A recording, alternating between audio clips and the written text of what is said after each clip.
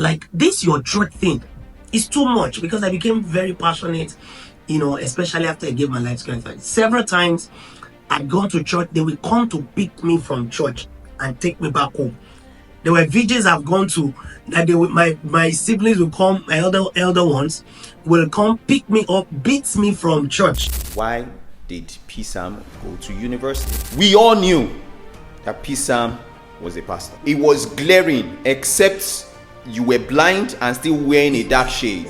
We all knew you would pastor. If you did not pastor, permit me to tell you, you are not in the center of God's will for your life. Life happens. People don't have the courage to move on, and so they just back down and go for the less demanding, and that's how people miss out. A lot of people that I know should be in ministry, I know should be, not because I feel, I know. You know. I know this should be in ministry, and then they just want to make the money. Some of them say, okay, don't worry, let me just go make some money for a while, and then I'll come back. Eventually, when we started, we did major announcements. Guess what? 4 people showed up. 4 people include me and my wife. Myself, my wife, and 2 brothers. After that service, those 2 brothers that came told me they were relocating to Ibadan that week.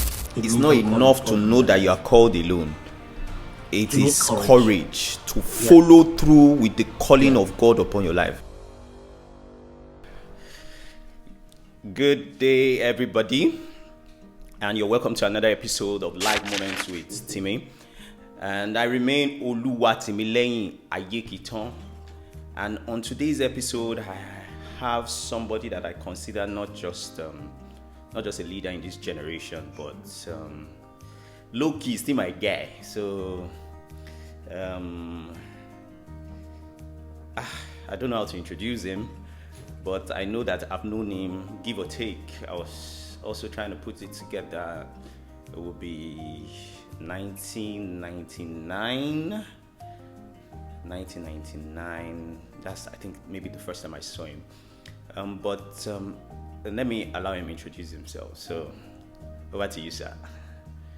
Hello. Yeah. Is it okay to call you Pastor Timi, right?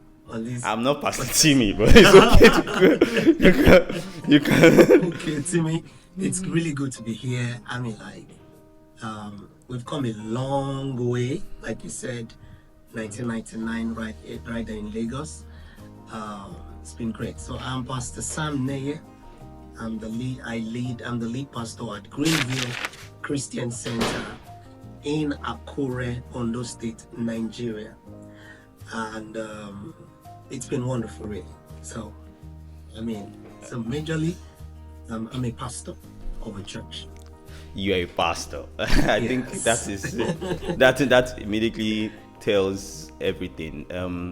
Psam, I think I will be referring to you, Psam, throughout this, because it's Psam. I've known you from time. Yeah. And most times I start off with asking people to just do like a brief introduction of their life. How was it maybe growing up in the Ogunle household or the likes? But I don't want to start like that with you. I want to eat this nail on the head quickly. I've known you as Psam from time immemorial. As in, I can't remember you as just Sam. I've always known you as Psam. And as much as I understand the consistency, I can understand the burden too of being Psam all your life. So it's really, I see Psam. I can understand it. So let me put it like this. Psam, when did it dawn on you that, or when did the name Psam start? All right, so I gave my life to Christ in 1996 in Foursquare, Ifako. Under the leadership. Oh, it was in Foursquare. It was Ifako. Yes, I gave my life to Christ. August 1999 at this annual revival meeting in August. Mid-year revival. Mid-year revival. That year, it held in August, and it was after that we went on the annual teen scout. So So basically, from GSS2, junior secondary school class, I'd been pastoring the student fellowship. So I think that's where the Psam began from. Then the fact that around the same time, I was made the president of the teenagers in Foursquare. So that's what year now? Is it the same 96? No. This will be 1997. 1990s. No, 1 year in, you were already pastor. No. Wait, no. 1997, 98. This was 1998. Okay. It was my second year. I became the president of the fellowship in my secondary school, KK High School. It was the second year. Yeah. So from school, the Pastor Sam, the Psam had not yet begun. It was just Pastor Sam in secondary school. Then in church, it was Brother Sam. Bro Sam. But where the Psam start, I really don't know. I can't really pinpoint, but I know it's around that 1998, and it will be at the leadership end of the High Crusaders, the teenagers, somewhere in the district. That's where the whole Psam thing began from, and then somehow spread to the local church. Well, like you said, Psam comes with a whole lot of responsibility, especially at that period of my life. Everywhere Psam, Pastor Sam, Psam, at a young age, like in GS2, GS3. So you can't make a mistake. You have to be on the edge. You have to try to be the right example, especially in a church like we grew up, myself and yourself. If I call church, Foursquare Gospel Church, for those who are not familiar, it's a denomination here. We were part of. So the expectation, your wife, I remember your wife's mom, Mrs. Ogunshino, bringing your wife to me, saying, I want you to mentor her. I want her to be like you. So I had several parents I had my struggles, right? But then because of that high expectation, I have to sometimes, just act strong, be strong for the people, not just for myself, for the people, and so I had to fight myself. I had to, and all of that. Pastor must not tell us his fight. Pastor has to fight it himself. Because when we say, Pastor, no. It is we, the church members, that should be going through this, not you. And that time, there were struggles from home, the Oguneye family. My family didn't understand the idea of me being that committed to church as much as I was at that time. Because at that time, I was the only one that came. It was Mrs. Fagurosi that invited me to Foursquare. Because prior to Foursquare, I can't remember being in any church. I was a Muslim. From being a Muslim, I was, traditional worship. We had a shrine in a house right in Lagos, Ogun Shrine, where a priest comes every once in a while to, lead us to kill chicken and make incisions on our body. We have that. Then from there, when we eventually became Christian, we joined like a celestial church. I don't know if you remember Orimolade Street. The end of Orimolade, there's a valley, a river. Psam, I passed. There's a church. There's a church there. We used to go there. The church takes us to the river to bait for us. That's the quickest link to Aruna now, and that's where exactly. We pass. So we're there. Like it was all messy. It was just a messy upbringing. So it was Mrs. Fagrosi that Sunday morning. We were seated right in front of our house, myself and my younger brother, just playing. Miss Fagrosi and some people were passing for evangelism. They came to my house and they talked to me about coming to church. And I was like, we're not ready. They said they wait. So we went to bathe, we got dressed, and they took us to church. That was the first time in my life of entering a Pentecostal church. That was the first time of seeing a children church setting, adult church setting. because I was taken to the children's church, you know. Then the children's church was in the area where baptism used to take place. Exactly. You know, that was where what I was taken to. That was how I joined, you know, Foursquare. I was there with my younger brother. Then later I was the only one that was there. So there was this struggle because I became very committed.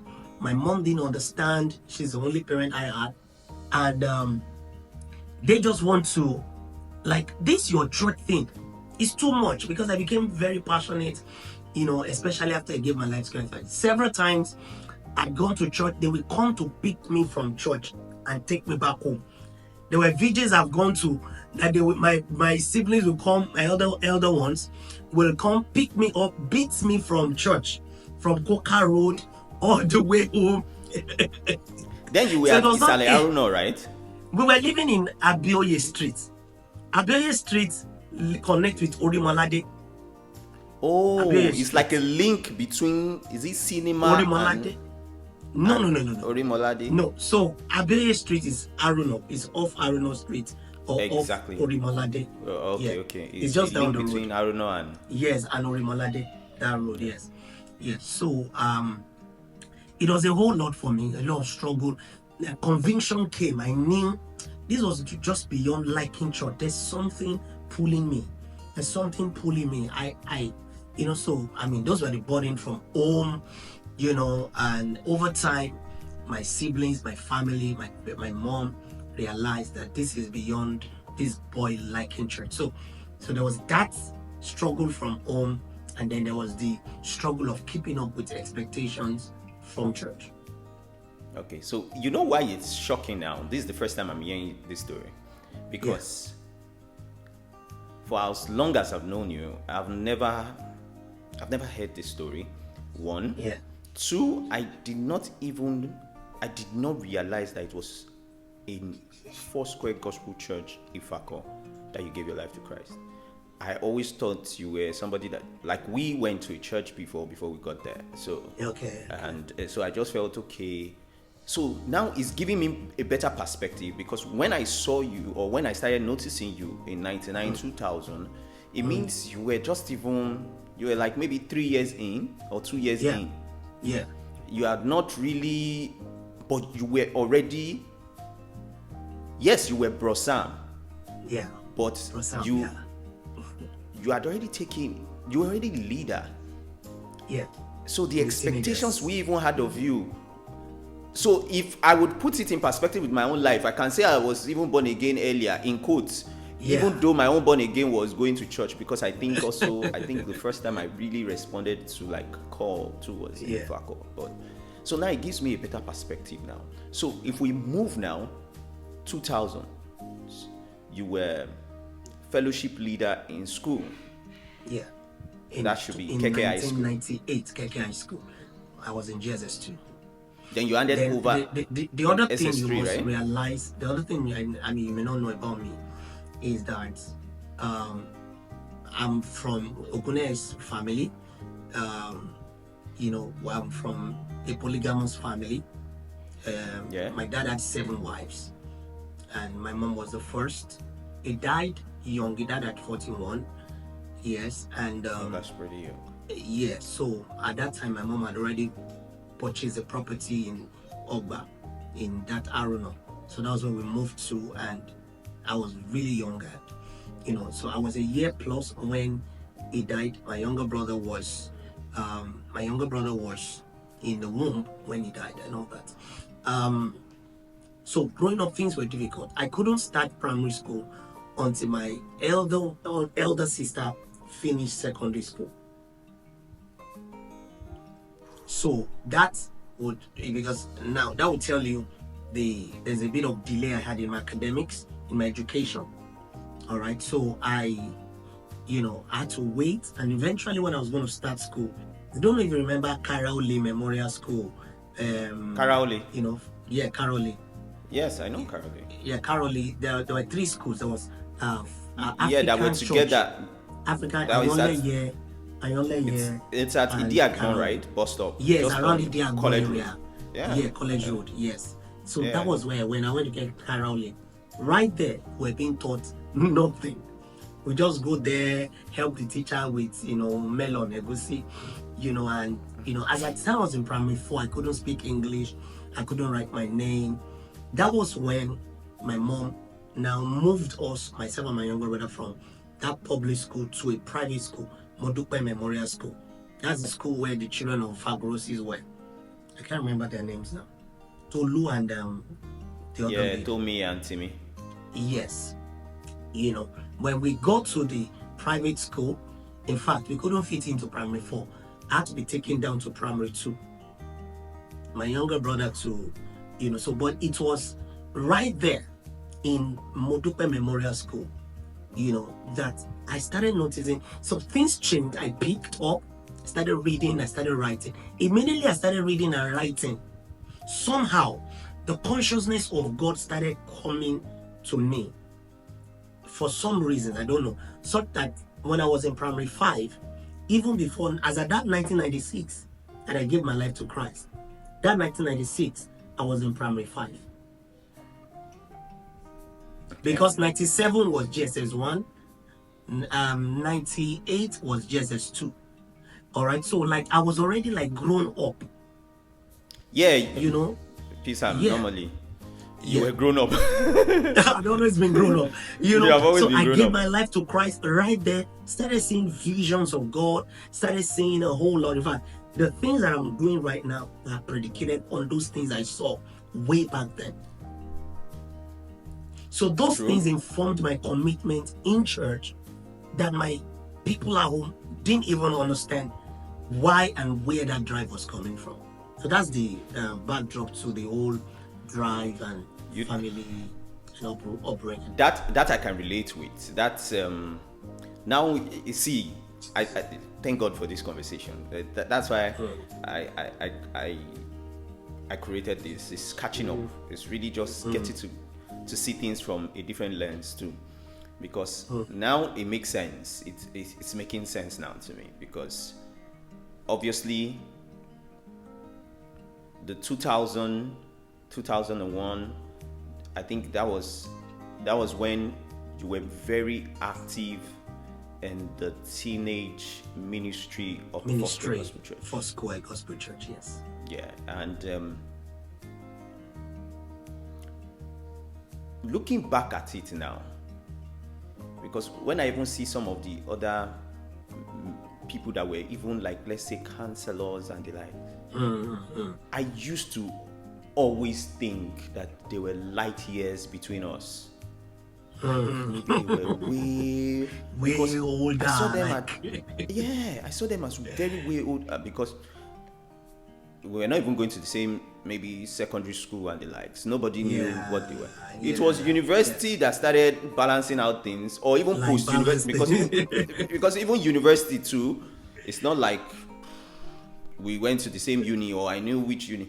But post uni now, it started balancing out things. When you're saying we went to the same uni. Yeah, we are getting there. We are getting there. We are getting there. So, teenage leadership. Yeah. From local church, districts, or let's say region, state, to national. Take me through that timeline. That is 2000, 2001, yes. 2002, yes. 2003, yes. 2004. Yeah. So I came into Foursquare Teens leadership in 1998. I was an ESCO, not the president. I was an ESCO. Who was the president before you? His name is Shola, brother Tunde. So I don't know. Can't remember the name again right now. Falashe. Tunde, that was Falashe. Yeah. Shola, he used to be dark. Yeah, younger brother. Full hair. Yeah. Well looking. I know him. Yeah, he was a president. I think I remember him now. Time, yes. In fact, I think at one of those periods, either Bro Wole or Sister Grace also was a president. You know Bro Wole, right? Remember Bro Wole, Fasero, Sister Grace Awuto were also, I think they were present before him. Before them, around the time I was in children church before I crossed to the teens. Felix Augusta had an elder brother, like an uncle, who was, I think, Idahosa. Okay. That's his name. Yeah, he was the president then, who handed over to the generation of Wole Faseun, Grace Awuto, then Grace Awuto to Shola Falashe. Shola Falashe, that's the set of Dare Ogunbiyi. Yes. Yeah, so that generation was the generation I joined the leadership of the Teens Fellowship. Then I became president, I think in the next year, 1990. In fact, my first preaching opportunity, the first time I ever preached in my life, it was Foursquare. I was in GSS 1. That was before I became the president in school, in my secondary school, in 1998. So, 1997, GSS 1. 1997 was when I was given the opportunity to teach in Teenagers Fellowship. It was a Monday then. Okay. Yeah, so, Star Grace gave me that privilege, So I became from ESCOship to, from being an executive to being the president in 1999, I believe. 1999. And I was the president of that fellowship of teenagers, like Crusaders, that's what it's called, for a number of years. I kept, they kept calling me back as president. You were a veteran president. I was president for years. Time. Then, for years. Yes. Then there was a time you left. Yes. That was when I handed over to Aluko. Yes. I handed over to Aluko, Shema Aluko. Yes, right. I remember that. So, I remember. A whole lot was happening, but during that period, I was really active. I was very active in the teens ministry from 1998 to 2003. To 2000, because 2003 was when I finished my secondary school from KK school. Within those period of time, I'd risen from local president to zonal vice president to district evangelism coordinator to national prayer coordinator. Yeah. So I've been involved in every part, going for meeting every month from different churches. Then, of course, I know itinerary. Psam, I do not need the prophet to tell me. I saw it firsthand. Meeting here and there. It was a whole lot. You were already dressing corporate then? Yeah. Yeah, wearing the suits. I didn't have much, but what I had, I was making. We did not know that you did not have much, oh. We did not know that you did not have much, oh. Because of the combinations was still working. And we're trying my best. I was trying my best. I think I saw one of the pictures. I saw the tie. I said, wow. And this tie was slick that year. And Zion's Hills Choir, Bro Dave, man, huge memory. My church in Akure now, our choir is Zion's Hills. Yeah, I noticed that. That's what we call them. To tell you way back the impact of younger years, in the formative years, its impact, it never leaves, it never goes. It's there. Yeah, I was having a conversation with somebody that and we're talking about reading the Bible, and you will even be shocked that sometimes what's still the revelation that you are seeing are teens camp, something they touched on teens camp or even the children's camp, and you'll be like, wow, it stuck with you all this while. And that's the place of proper teaching, even of young people, because growing up. Proper teaching. So now the timeline, we're in 2024, 25. 2004, 2005. We're in 2003 now. Yeah, 2003. I left. That was when I left. That's when you left? Because something happened. Oh, okay. In 2003. Now it's sounding like this. I didn't make my work. Oh, okay. So my family had a reason to you see, this church church. You know, I didn't have all my papers, so they were like, "It's the church." So I had to go and retake my wife. And now they said that my family decided I had to leave because they were like on me, like, "Is this church?" I had to go to my elder sister's house. She's married. That's my immediate elder sister, somewhere in Apulieba, and I was placed on strict house arrest. No more church. So I had to go and retake SS3 again. It's not, you know how you do, like, especially when you're done, you just go to a lesson and then go register. My family were like, "No way, you will wear uniform again. You will go, you will." So there was a school I was registered in, Holy Blessing School, some Holy Child, something like that. It's a private school, and it's a Christian private school. So like they monitored me 2003 after that year. So 2004 I had to go to retake SS3. Okay. That was when I could not come to Foursquare again. The handover. So I was going to Winners. I had to hand over to Shell Aluko. So now, I had to go to my now family. you see Psam, now you're touching on something that a lot of younger people didn't understand then. When you left, it was a shock to everybody. I think the next time I saw you was at an event. Larry's wedding. Huh? Larry's wedding. No, not Larry's wedding. No, you came for a district program. Oh. It used to be maybe God Generals or something like that, or oh yeah, something like that. It's like a retreat, like a 3-day. Yeah. Most times we get there on a Friday night. General.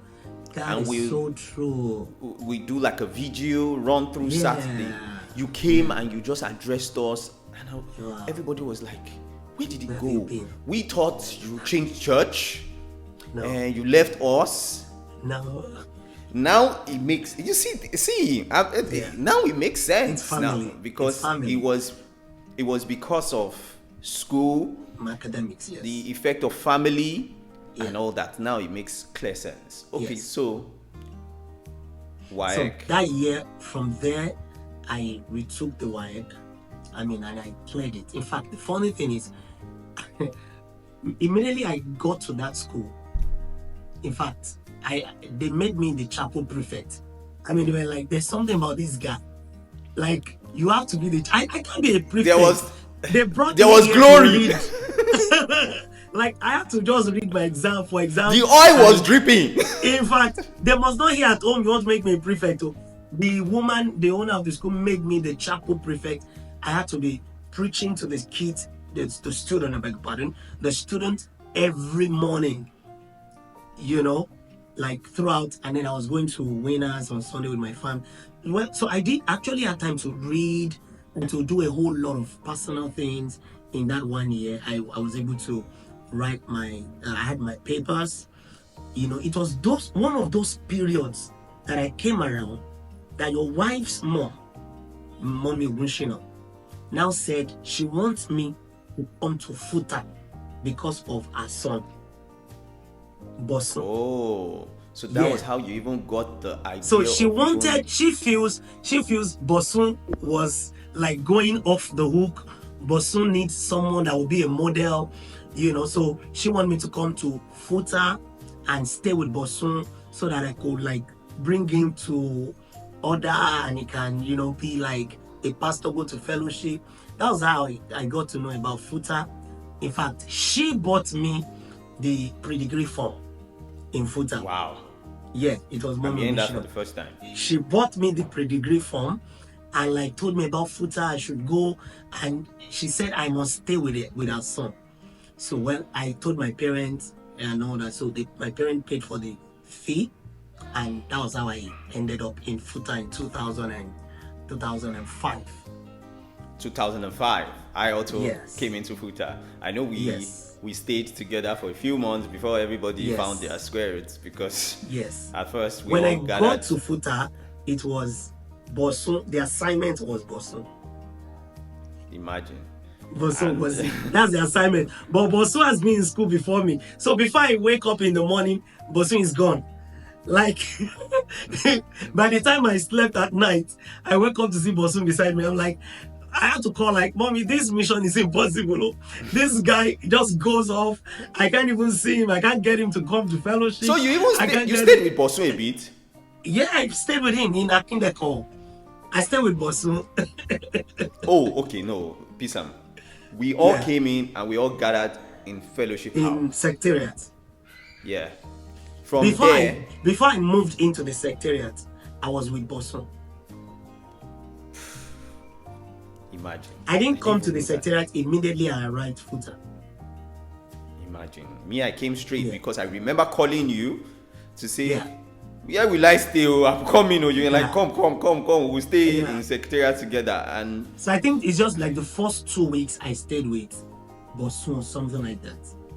And then, I think pre-degree entered before the 100 level students. We True. came in earlier, something like that. you came in like earlier.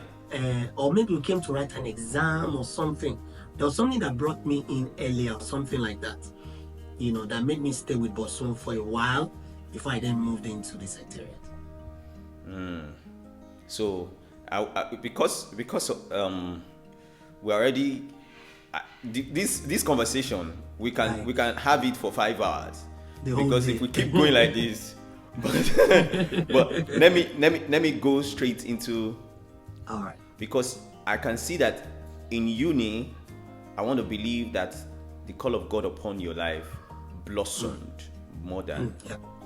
or it became all what we knew it was. Maybe because we looking from outside now.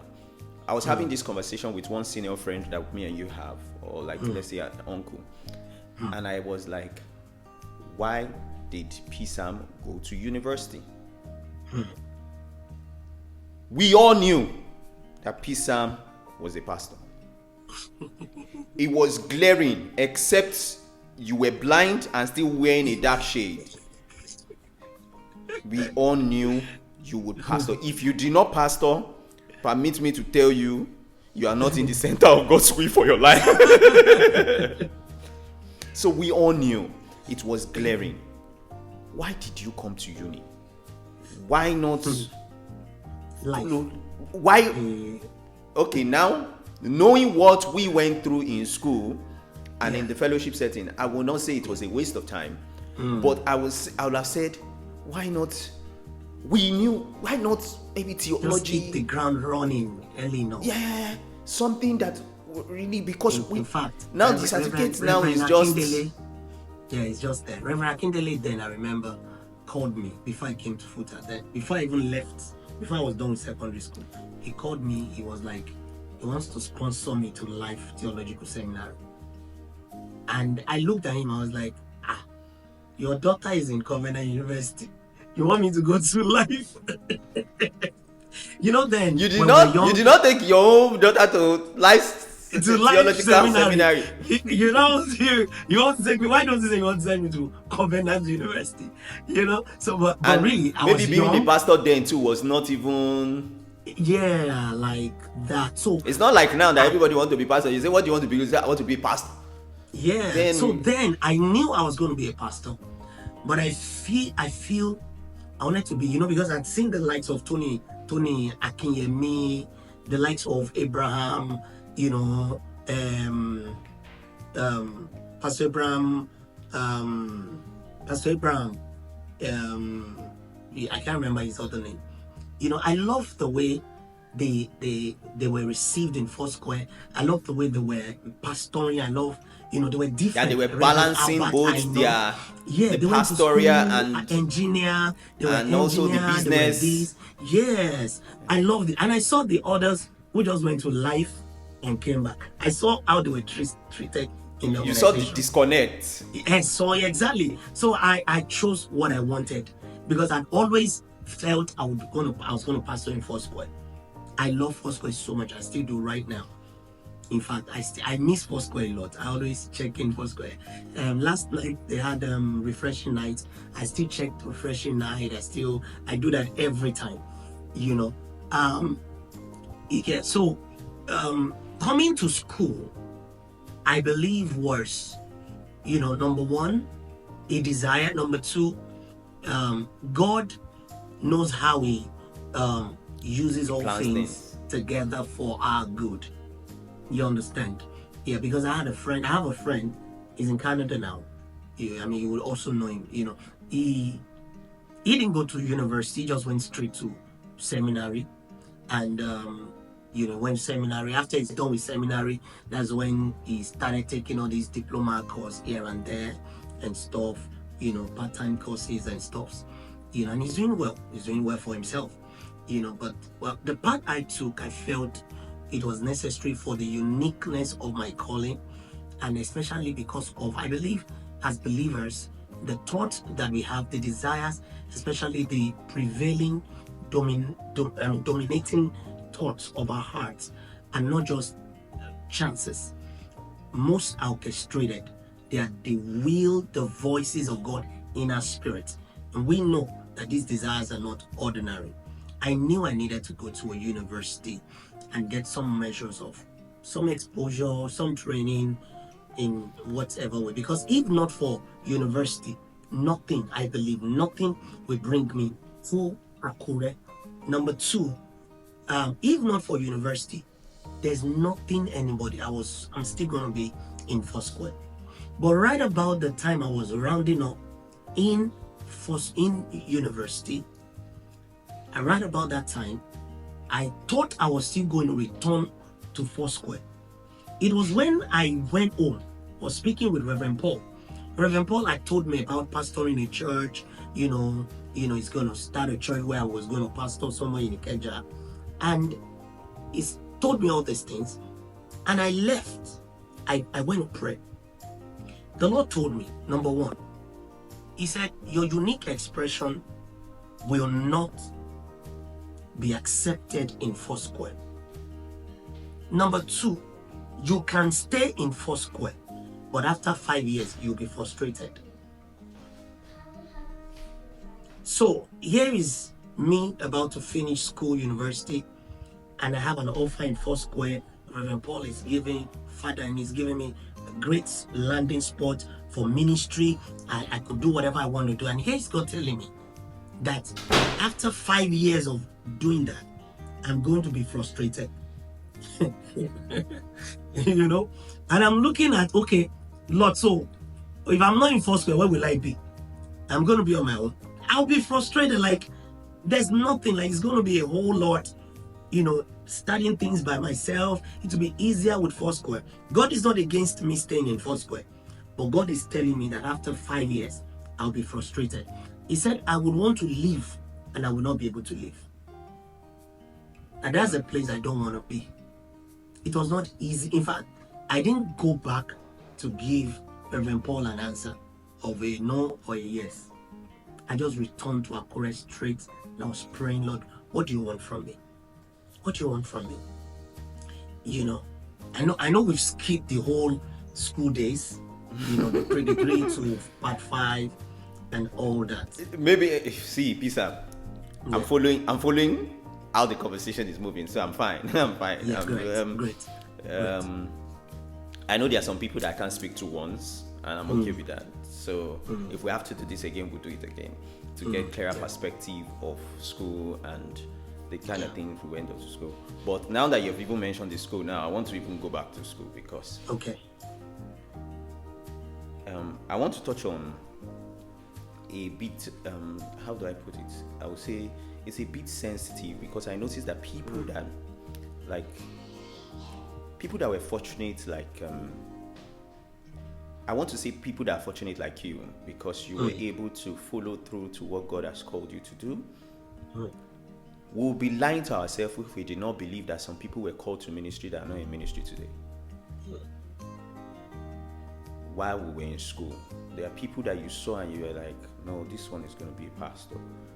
Either we made a mistake with it because obviously you're looking from outside, or you see them now and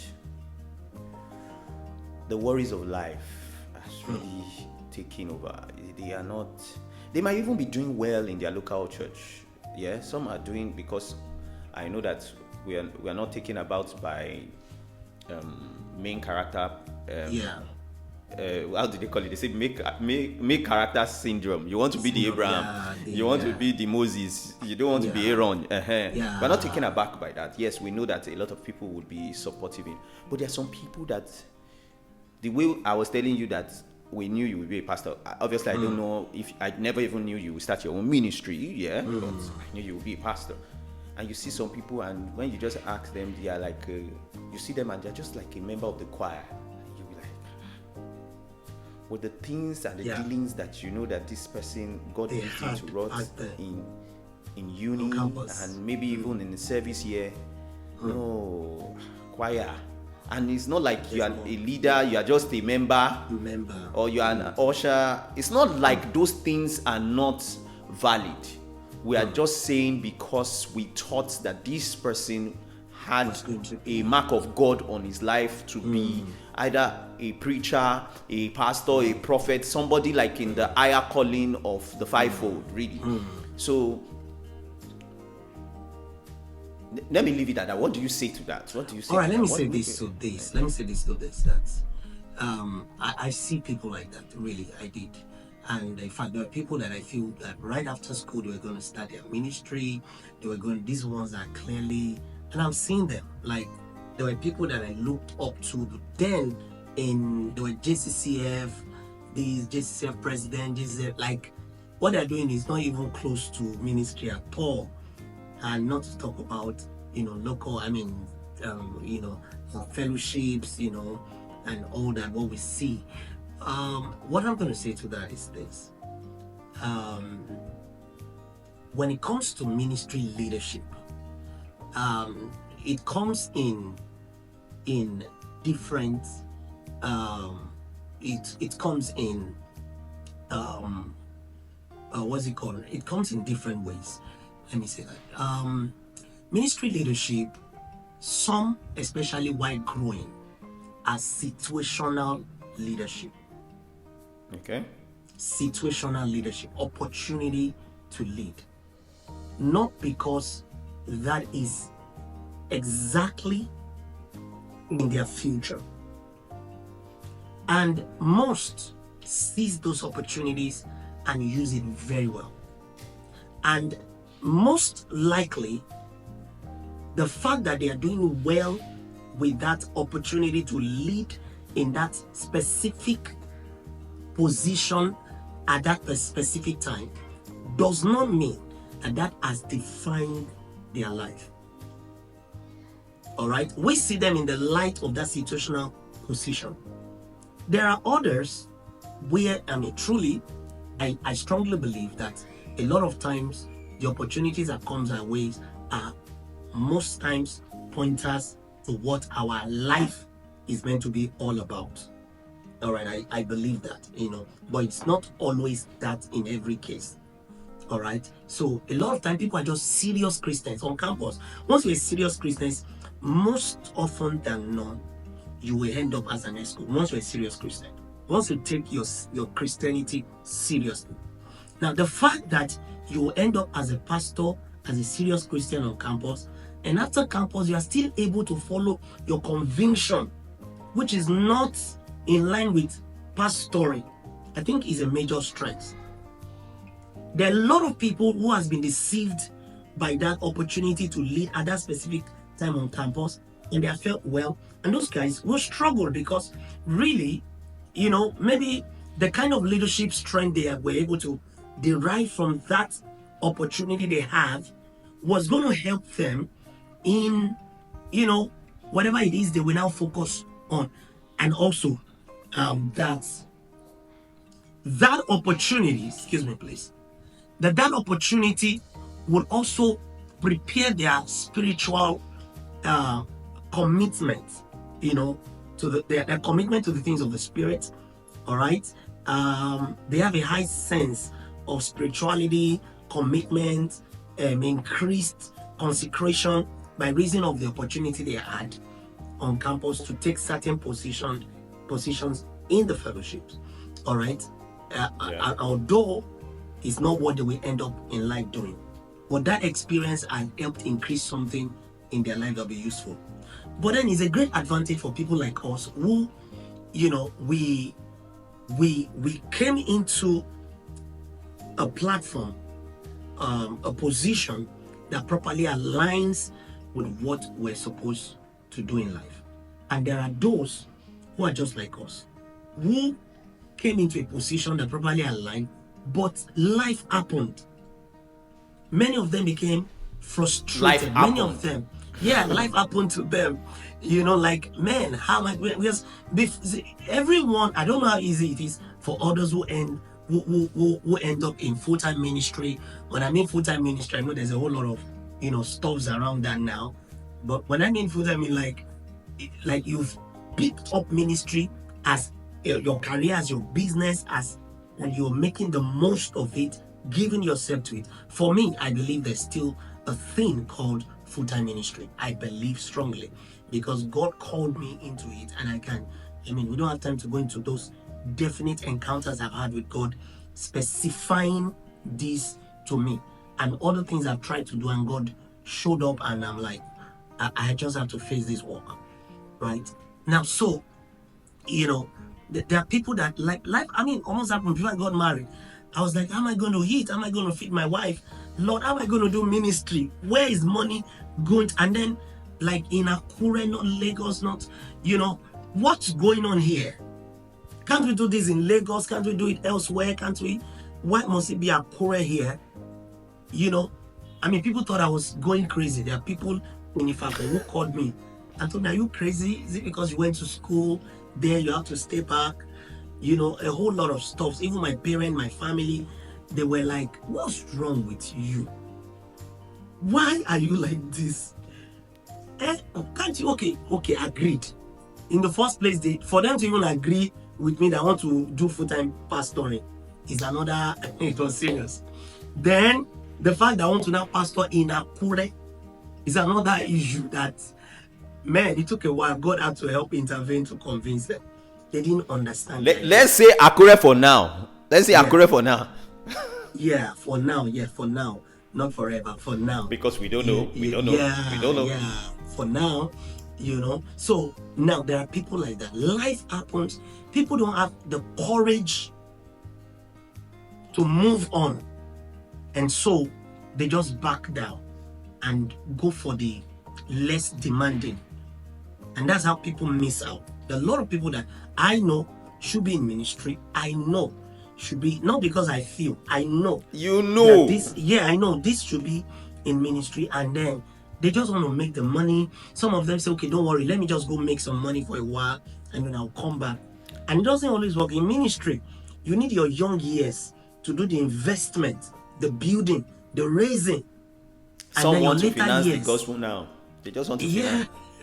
You get, so money happens, people want to get married, life they want happens. So because of life, many people like, I'd rather just be in a church, I'd rather just join the unit, I'll just be in the ushering, I'll just be here.